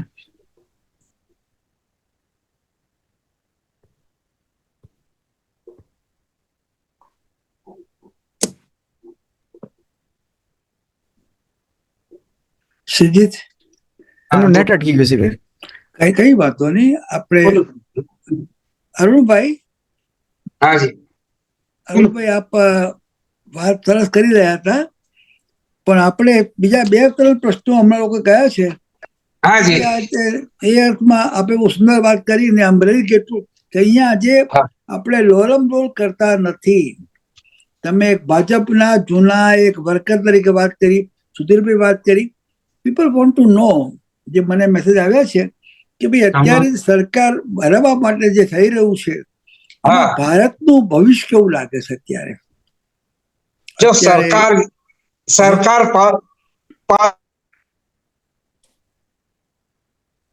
અવાજ નથી આવતો ભાઈ, માફ કરજો. તમારું જરા એડજસ્ટ કરો. How to get politics for power, એટલે જે થાય છે એ એવી જ રીતે ચાલશે. કોંગ્રેસે પણ કર્યું હોય કે બીજા પાર્ટીઓએ પણ કોઈ સ્ટેટમાં કોઈ રિજનલ પાર્ટીએ કર્યું હોય, ઇટ ઇઝ અ પોલિટિક્સ. હા, તો મારે 2-3 પોઈન્ટ રાખવા છે કે અત્યારે કઈ ગ્રીવન્સીસ છે પાવર ઇન પાર્ટીના માટે, કે આપણે કેજરીવાલને, સોરેનને એમને જેલમાં રાખી દઈએ આફ્ટર અનાઉન્સમેન્ટ ઓફ ઇલેક્શન. એ કઈ મને કઈ સારું લાગતું નથી. અને 87 senior retired IAS officer, IFS officer, IRS officer એમે એક મેમોરેન્ડમ લખ્યો ઇલેક્શન કમિશનરને કે opposition party is not getting equal justice. આ એક વાત છે. બીજું, move to change the constitution, બંધારણ જે છે, બંધારણ માટે પર ભલે નરેન્દ્રભાઈ નહીં કહ્યું હોય પણ બીજેપી ના લોકો કે છે અમારે 400 ખાસ અમને સાંસદ જોઈએ. શા માટે? અમારે ડોક્ટર BR આંબેડકર સાહેબની જે અરુણભાઈ માફ કરજો, આપણે વાતને જરા વાળી લેવી પડશે કેમ કે 4 વાગી ગયા છે. Aggressive election campaign. અરુણભાઈ માફ કરજો, સુજીત, અરુણભાઈને કે ભાઈ હવે જરા એમને વાત અહીંયા વાળી લેવી પડશે. અરુણભાઈ માફ કરજો, આપણી પાસે 4 ને 5 થઈ ગઈ છે. આપણે ઘણી વાતો કરી, તો આપણા જે લોકોને જાણવું છે અને એ બાબતમાં તમે સુધીરભાઈ, જયેશભાઈ, મનીષભાઈ, વી વોન્ટ ટુ નો કે આ બધું જે થયું છે અમુક વસ્તુ ના થવી જોઈએ, પણ વોટ ઇઝ ધ ફ્યુચર? અત્યારે જે દિલ્હીમાં રાષ્ટ્રીય ધોરણે સરકાર રચવા માટે થયું છે, will they be able to give a government which is governance base on value, એ તમે મને કહો. સુધીરભાઈ, તમે મને પહેલા કહો, તમને હું 3 થી 4 મિનિટ આપી શકું.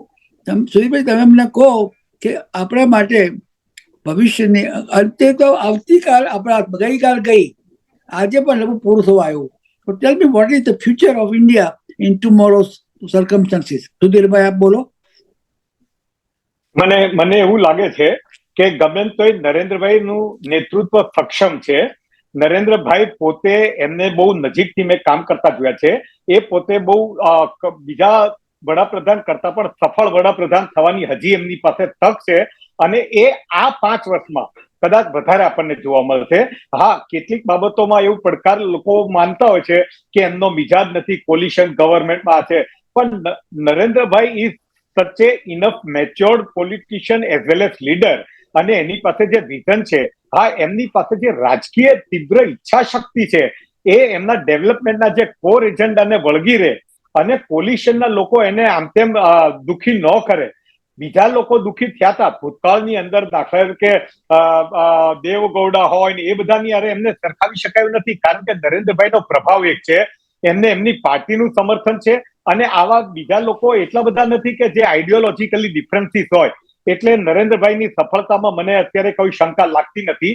આવનારા વર્ષોની અંદર ડેવલપમેન્ટના એજન્ડામાં પણ જે રીતે આપણે ભારતની ઇકોનોમી આગળ વધી રહી છે, પણ એક જ શરત છે કે એની અંદર આવા ધર્માંધ પરિબળો હાવી ન થાય, અને જો ડેવલપમેન્ટ એજન્ડા સિવાયનું 24 કલાકનું રાજકારણ, ચૂંટણીનું રાજકારણ હાવી ન થાય, તો મને એવું લાગે છે ભારતની પ્રજામાં એટલી બધી તાકાત છે, અને એક ગવર્મેન્ટ તરીકે જે પોતે ફેસિલિટેટરનું કામ કરશે, તો એમાં નરેન્દ્રભાઈ સક્ષમ છે. અને બધું નરેન્દ્રભાઈને માટે આ પરાજય નો, વિજય છતાં પરાજય જેવો જે છે એને લાગ્યું છે, એટલે એનું જમીર પણ એટલું બધું આને પહોંચી વળવા માટે 4 ગણું સારું કામ કરશે એવો એનો મિજાજ છે.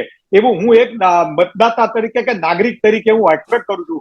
અને મને એવું લાગે છે એની સફળતામાં વાંધો નથી, કારણ કે એ બહુ પ્લાનિંગ સાથે જાય છે, અને બીજા કોઈ રાજનેતા એને ડિવિએટ કરી દેવું નથી. હા, વિરોધ પક્ષોની રીતો છે, વિરોધ પક્ષોને પણ એ જો દુશ્મનની રીતે ના જોવે, એને એક પ્રતિસ્પર્ધા તરીકે જો, એક સ્પોર્ટ્સમેન સ્પિરિટથી એની વાતે સાંભળે, એક નમ્રતા લાવે, એક કાયદાના ફ્રેમમાં એને ઇજ્જત આપે, તો મને એવું લાગે છે એ અત્યારે સ્ટેટમેન્ટ તરીકે એની પોતાની ઊંચાઈ પણ કરોડોની અંદર આદર વધારે પ્રાપ્ત કરશે, અને ભારત દેશનું ભવિષ્ય વધુ ઉજ્જવળ બનશે. મને એવું નથી લાગતું કે આ 5 વર્ષની અંદર ભારતની ગતિ ક્યાંય ધીમી પડશે કે આપણે ક્યાંય વધારે ખાડામાં પડશું. ઉલટાની ઉન્નતિ થશે, એના માટે હું દિલથી આશાવાદી છું. મેં વાત કરી સુધીરભાઈ, મને જરા કહેવાનું મન થાય છે, આ યુતિ સરકાર કો એ કશું ખરાબ નથી. મને યાદ છે, હું 64 વર્ષથી બહાર છું ભારતની, પણ હું સતત સંપર્કમાં. આપણા અટલ બિહારી વાજપેયી પહેલી વાર બન્યા પ્રાઇમ મિનિસ્ટર, 13 દિવસમાં રાજીનામું આપવું પડ્યું. બીજી વાર 13 મહિના પછી એમની સત્તા ગઈ, અને પછી ત્રીજી વખત 24 પક્ષોને એ ભેગા રાખી શક્યા હતા, અને કામ થયું હતું, અને it was a turning point. એ વખતે ઘણા બધા કામ થયા હતા. એ અર્થમાં સમય વર્તે સાવધાન. તમે તો નરેન્દ્રભાઈ કાકા ભણું કહું છું નરેન્દ્ર સાથે, હું માનું છું કે એ માણસ ઇઝ અ વેરી ગુડ નિગોશિએટર. એમ પણ જે છેલ્લા વર્ષમાં બન્યું કે આપણે જે રીતે અમુક જાતના નિર્ણય લીધા, હું માનું છું કે એ પોતે ધર્માંધતા અને ધાર્મિકતા વચ્ચેનો ફરક સમજે છે. અને બીજું પણ કહું કે ડેવલપમેન્ટ ઇઝ ફર્સ્ટ પ્રાયોરિટી. સમાનતા કહો, બીજી બધી વાત કહો, પણ એ અર્થમાં આપણા જયેશભાઈને પણ મારે બોલાવવાનો ચાન્સ આપવો પડે, અને મનીષભાઈને પણ, કેમ કે હવે આપણે ધીરે ધીરે આજનો મિટિંગ સમેટી લઈએ છીએ. પણ આઈ એમ ગ્લેડ અરુણભાઈ વાત કરી પણ જરૂરી છે. આવતીકાલનું ભારત વધુ વિકાસશીલ બને, વધુ વેલ્યુ બેઝ બને.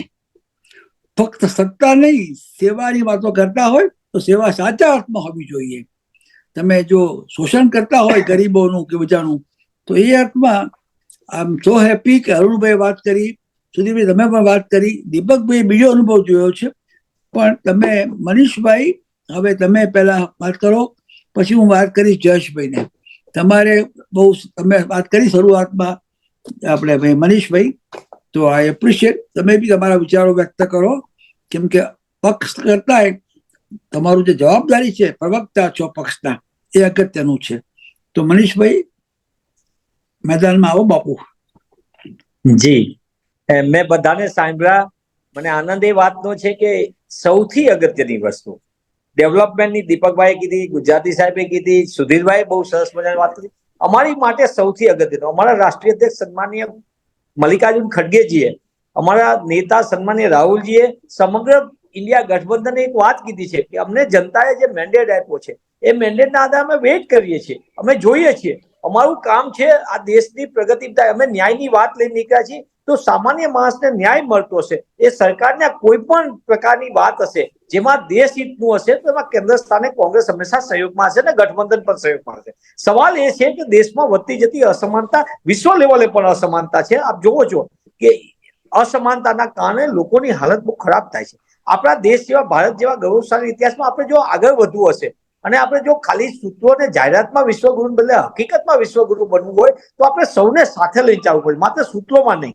પણ હકીકતમાં આપણે કહવું પડે કારણ કે સમાનતા વિના કોઈ શક્ય નથી. વિકાસમાં ડેવલપમેન્ટ એજન્ડાના લાભાર્થી કેટલા લોકોને એનો લાભ મળે છે, કઈ પ્રકારની સ્થિતિ છે. આપણે એનસીઆરબીના, હું અત્યારે એ વાત કરવા નથી, ડેટાનું નથી કરતો. આ પ્લેટફોર્મ એક હતી. હું ગૌરવ સાથે કહું કે મને પણ ગમે કે મારા દેશનું પ્રધાનમંત્રી આપણે વિશ્વ કક્ષાએ જે વાત કરતા હોય એની વાત એ પ્રકારની હોવી જોઈએ કે જેના કારણે દેશનું ગૌરવ વધે. આજે દેશની પરિસ્થિતિમાં સામાન્ય માણસને અહેસાસ થાય. આજે આ મતદાનની ટકાવારીમાં તમે જુઓ, મતની અંદર માત્ર નિરાશા કે હતાશા નથી, પણ 2014માં તમે જાહેરમાં લોકોને આપેલા વચનો હતા જે 10 વર્ષની અંદર લોકોને એમ લાગ્યું કે મારી સાથે છેતરપિંડી થઈ છે.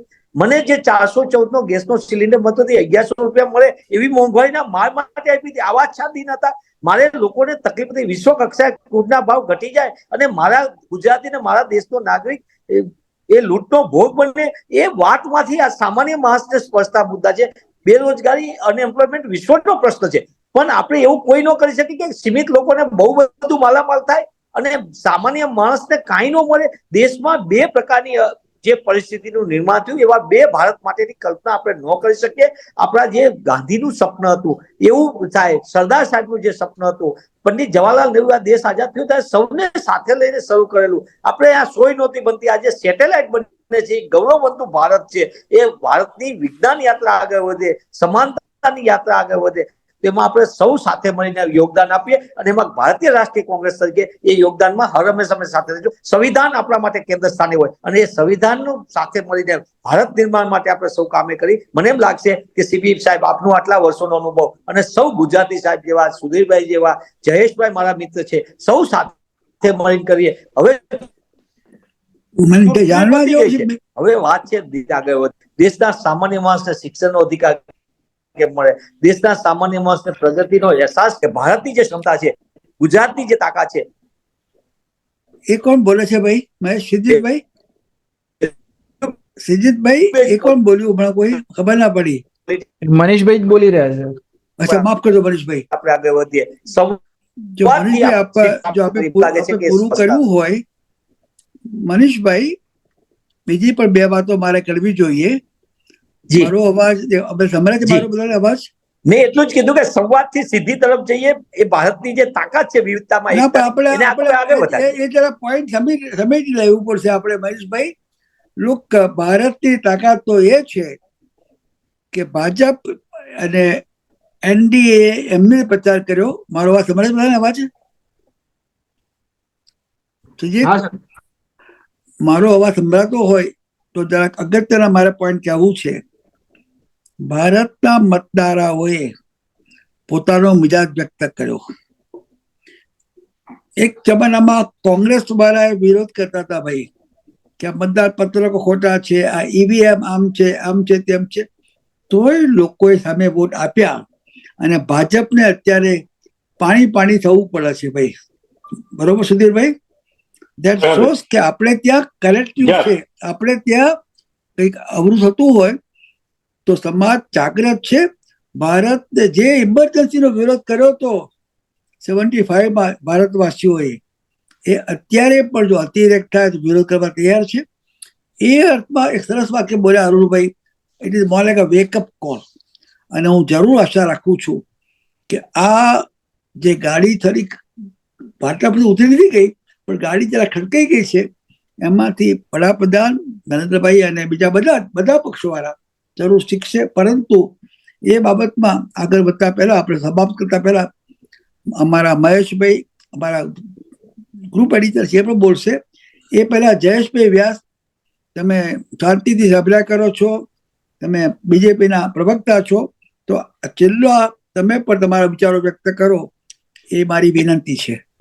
Jayeshbhai left, he was travelling. કઈ વાતો નહીં. તો હવે કોઈ બીજા કોઈ પ્રશ્નો કે કોમેન્ટ્રી હોય તો જરૂર 5-1 મિનિટ આપણે આપવી પડે. 5-10 મિનિટ. શ્રીજીભાઈ, કોઈ પ્રશ્ન પૂછવો હોય કોઈને? કારણ કે આપણે બહુ સરસ ચર્ચા કરી. This is a very Frank open discussion, જે ભારતના હિત માટે છે. તો હવે મહેશભાઈ, આપ આપની રીતે આ કાર્યક્રમ વાત કરો. આવતા બી કશું એ પણ કરવા કહો. અને 20મી તારીખે આ ઝૂમ પ્રોગ્રામમાં આપણે યુકેમાં જે ઇલેક્શન થઈ રહ્યું છે એના બારામાં કહી રહ્યા છે, એ પણ મહેશભાઈ આપ જરૂર એક્સપ્લેન કરજો. જેને જ્યાં જે ભાગ લીધો છે, મને ગમ્યું કે સર્વશ્રી જયેશભાઈ વ્યાસ, મનીષભાઈ દોશી, અરુણભાઈ ગુજરાતી, સુધીરભાઈ રાવલ, દીપકભાઈ પટેલ, આ બધાએ જવાબદારી સમજીને સકારાત્મક વાત કરી છે. આપણે આજે ભેગા થયા છીએ, મનોમંથન કરીએ છીએ કેમ કરીને માતૃભૂમિ ભારત બધું ગૌરવ અને સૌને સુખી સંપત્તિ મળે, એના માટે કરીએ. તો મહેશભાઈ, આપ જરૂર બોલો ભાઈ. આભાર. ખાસ તો જ્યારે વિશ્વની સૌથી મોટી લોકશાહીની વાત થતી હોય અને એ પણ ભારત બહાર સૌથી વધારે ફેલાવો ધરાવનાર ગુજરાતી અખબારના પ્લેટફોર્મ પર, તો ખરેખર એ ઉત્સુકતા અને ઉત્કંઠા વધી જાય છે. આજે આપણે ઘણા બધા મહેમાન વક્તાઓ અને વિદ્વજનોએ પોતાની વાત રજૂ કરી. ખાસ કરીને આ સીબી સાહેબનું એક પહેલાથી રહ્યું છે કે ભાઈ આપણે કોઈ પણ વિષય ઉપર ચર્ચા કરીએ, અરસપરસ વિચાર વિનિમય કરીએ. અને આજે એમને જે રીતે વાત કરી છે કે આ ચર્ચા ખરેખર વિકાસની ગતિ, પ્રગતિ આપણે ભારત માતાની કઈ રીતે થાય, ગૌરવ અને અસ્મિતાનું આપણે કઈ રીતે લાભ લઈ શકીએ, કઈ રીતે અનુભૂતિ કરી શકીએ, એની વાત થઈ. સાથે સાથે જ્યારે અહીંયા પણ યુકેમાં પણ ચૂંટણીનો માહોલ જામ્યો છે, ત્યારે ભારતની ચૂંટણીના પરિણામો ખરેખર એક સંદેશો આપનારા છે. એક કડક, સ્પષ્ટ એક સંદેશો પણ આપ્યો છે અને એક વિચાર પણ આપ્યો છે, મંથન કરવા માટે, ચિંતન કરવા માટે. તો એની સાથે જ આજે હું આભાર વ્યક્ત કરું છું માયાબેન દીપકનું, જેમને બહુ સરસ ભજન સંભળાવ્યું હતું, મને ચરણ કમળમાં રાખો રે ઓ શ્રીજી બાબા. તો માયાબેન દીપકનું ખૂબ આભાર.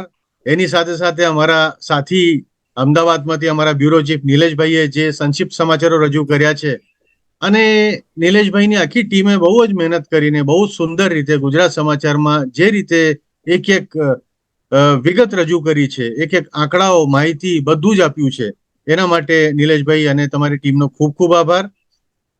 અમારી સાથે જોડાવા બદલ ભાજપના પ્રવક્તા જયેશભાઈ વ્યાસ, આપે પારસ્પરિક આદરની વાત કરી અને આપે કીધું કે લોકશાહીમાં એકબીજાનો સન્માન, સત્કાર એ બહુ જ જરૂરી છે. એ જ રીતે ડોક્ટર મનીષ દોશી સાહેબ, આપે બહુ જ સુંદર રીતે પોતાની વાત રજૂ કરી. અને જે વાત આપ કરી કે સોએ સાથે મળીને આપણું ગૌરવ અને આપણી અસ્મિતાની વાત કરવી જોઈએ અને એની સાથે આપણે બધા આગળ આવવું જોઈએ.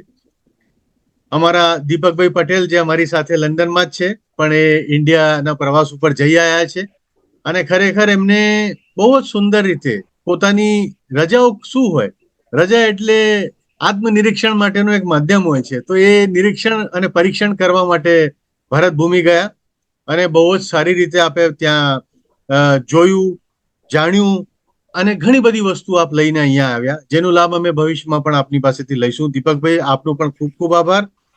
સુધીરભાઈ રાવલ ખાસ અમારી સાથે જોડાયેલા છે. અને સુધીરભાઈ, આપે જે રીતે જે છણાવટ કરી છે તટસ્થ રીતે, અને બધું જે અરીસો બતાવી દીધું છે આપણે કે ભાઈ આ છે, તમે જોઈ લો, આમાં દેખાય છે. હવે તમે જો ના જોવા માંગતા હો તો એ પછી તમારી ભૂલ છે. તો સુધીરભાઈ રાવલ, આપનો ખૂબ ખૂબ આભાર.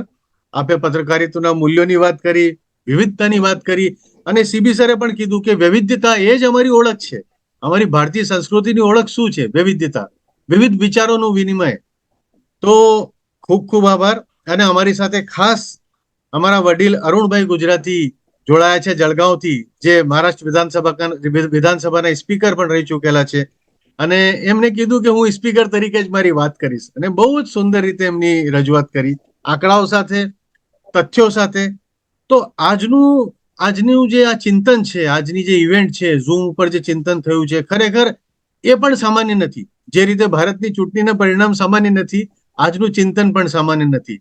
અને આ જોવા માટે ખરેખર આપ એને યુટ્યુબ ઉપર પણ જોઈ શકો છો. જે અમારા ઘણા બધા દર્શક મિત્રો જે છે યુટ્યુબ ઉપર જોવે છે. જે બ્રિટનના ટાઈમ પ્રમાણે ઘણા બધા લોકોને અત્યારે ટાઈમ નહીં મળે, તો એ પછી યુટ્યુબ ઉપર રાહ જોતા હોય, પછી એનું પ્રકાશન જે છે અમારા ન્યૂઝપેપરમાં થતું હોય છે. તો ન્યૂઝપેપરમાં પણ આપ જોઈ શકો છો એની વિગત, અને યુટ્યુબ ઉપર પણ ખાસ જોઈ શકો છો. હવે જે સીબી સાહેબે કીધું કે આવતા ગુરુવારે એક ખાસ વિષય ઉપર અમે લોકો અહીંયા રજૂઆત કરવાના છીએ. યોગ દિવસની ઉજવણી જૂન મહિનાની 21મી તારીખે છે. આવતા સપ્તાહે સોનેરી સંગતમાં 13મી જૂને આ ઇવેન્ટમાં વિશિષ્ટ અમારા મહેમાન જોડાય છે. યોગા ઇન્સ્ટ્રક્ટર, શિક્ષક અને સફળ બિઝનેસ વુમન કમુબેન પલાણ. એટલે આવતા ગુરુવારે ખાસ યોગ ઉપર જે છે તમારા પ્રશ્નો હોય, અથવા તો યોગ ઉપર તમે યોગાભ્યાસ કરતા હો અને કંઈક જાણવા માંગો છો, તો આ યોગાનું ઇવેન્ટ ખાસ જોવાનું ચૂકતા નહીં. અને એની સાથે સાથે 20મી તારીખે એટલે પછીના ગુરુવારે ખાસ યુકેની ચૂંટણી ઉપર વિશ્લેષણ થશે. અહીંયા યુકેમાં કઈ રીતે બધું ચાલી રહ્યું છે, અહીંયા યુકેમાં વસતા ભારતવાસી, ગુજરાતીઓ અને બીજા બધા લોકોનું મતાંતર અને અભિપ્રાય શું છે, કઈ સરકાર કઈ રીતે પરફોર્મ કરી રહી છે, પોતાના મુદ્દાઓ કેટલા સશક્ત રીતે, મજબૂત રીતે આ લોકોએ મૂક્યા છે. એટલે સરકાર વિશે, ચૂંટણી વિશે, રાજકારણ વિશે 20મી તારીખે જાણવા માટે ખાસ જોડાવજો ઝૂમ ઇવેન્ટમાં 3 વાગે. તો આપનો ખૂબ ખૂબ આભાર. આપે સાંભળ્યું, આ ઇવેન્ટ ખરેખર સામાન્ય નથી. ખૂબ ખૂબ આભાર. ધન્યવાદ.